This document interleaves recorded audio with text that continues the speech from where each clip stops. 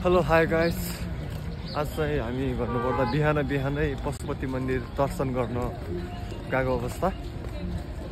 मान्छेको भिडभाड पनि टन्नै भइरहेको छ अहिलेको अवस्थामा चाहिँ।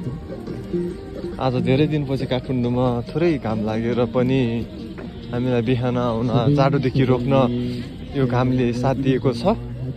साथमा मेरो साथी सागर भण्डारी पनि हुनुहुन्छ। यता चाहिँ म चस्मा र मास्क लगाएर हिँडिरहेको अवस्था। डल्लो लगेर के गर्ने? चढाउने?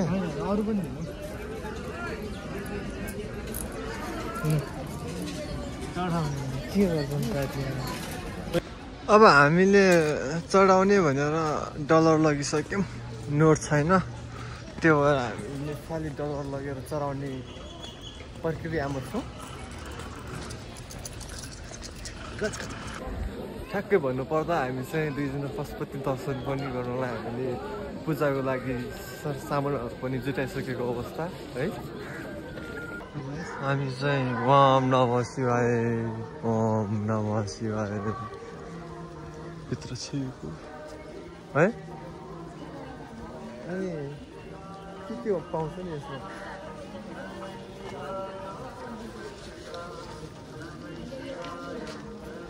राधा कृष्ण इकोनोमी होइन र?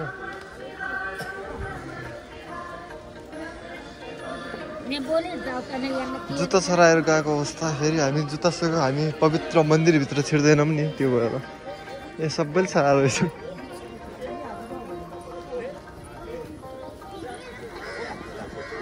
कहाँ हो जाने सागर? सागर कहाँनिर जानुपर्ने? कहिले के अरे? राइटतिर होला। यता राइटतिर पूजा गर्नको लागि मान्छेको भिडभाड चाहिँ अहिले निकै बढेको छ। साथमै हामी पनि थपियो भने झन् ठुलो भिड हुनेवाला छ। किनकि हामी दुईजना थपियो भने चाहिँ मान्छेको भिडभाड बढ्ने हो होइन र के? यहाँ चाहिँ होइन केटा हो, सिक्का अड्डाउनु पर्ने रहेछ। सिक्का अड्डाएपछि भाग्यमानी हुन्छ नि होइन। मसँग 3-4वटा सिक्का छ, मैले अड्डाउन सक्छु न। हेर भाइ, राख्छु एउटा हातमा मोबाइल, एउटा हातमा त्यहाँ अड्डाउनु पर्छ अरे। यहाँ कहाँ गयो? अड्यो क्या? ऊ थियो नि हो र?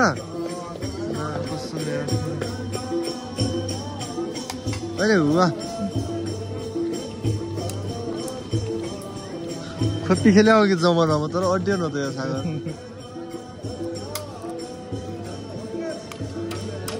वाह अड्यो जे भए पनि अड्यो नि त। म अब भाग्यमानी हुन्छु। अब मेरो जति भाग्य कसैको हुँदैन।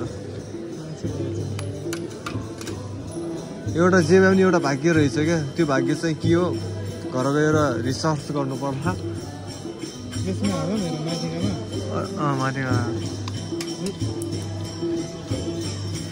ठिक छ, नअड्डे पनि हामीले के हो सागर? के हो मान्छे यी मान्छे पनि यसरी पशुपतिमा गएर छ हेरेको हेर न। पुरै अङ्गाला हालेर सुमाएरै है। अब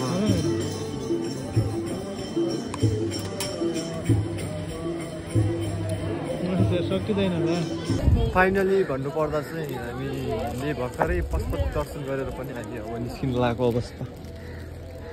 मान्छेहरूको चाहिँ भिडभाड चहल पहल धेरै नै हुँदैछ। तर पनि हामीले चाँडै सकेर निस्किसक्यौँ। अब जुत्ता पो कसैले चोर्दै कि भन्ने डर हो। भर त लाग्दैन, बढी चोरी हुन्छ अरे है। जय श्री पशुपतिनाथ।